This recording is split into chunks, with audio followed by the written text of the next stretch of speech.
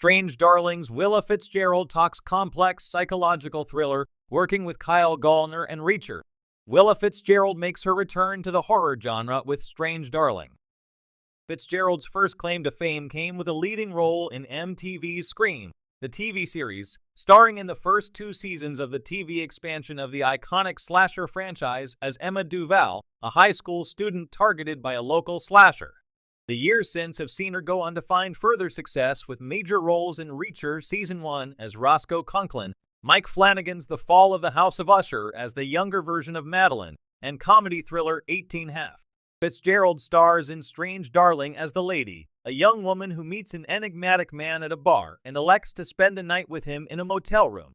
Despite their attraction to one another, the night is one full of mind games and tension as they learn more about one another's interests, be it physical or emotional, and question whether one is a serial killer who has been active in the area. The movie is ultimately told in a non-chronological story, jumping between the night of and the morning after, in which the man is seen hunting the lady down. Alongside Fitzgerald, the ensemble Strange Darling cast includes Smile 2 as Kyle Gallner as the man, named the demon in the credits, Barbara Hershey, Ed Begley Jr., Madison Beatty, Bianca Santos, and Stephen Michael Quezada. Hailing from Outlaw Angels writer/director J.T. Molnar, the movie has been on a real hot streak with critics since making its debut at the 2023 Fantastic Fest, having held a perfect 100% approval rating from critics on Rotten Tomatoes for some time and also garnering early interest from Stephen King.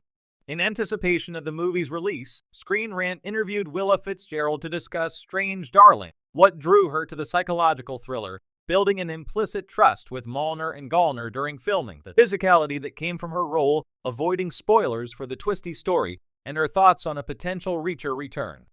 Strange Darling proved to be a rare script for Fitzgerald's Screen Rant. I love the way this movie toys with audience expectations, but I'd love to hear what it was about the script and your character that really sparked your interest to be part of this. Willa Fitzgerald. Yeah, it was just an amazing script. It's very rare that I finish a script and have no notes, and I had no notes. I had such an emotional reaction to reading the script that I kind of just immediately knew that I had to do the job, and I was so scared at the same time that I wasn't going to get it, because it wasn't an offer.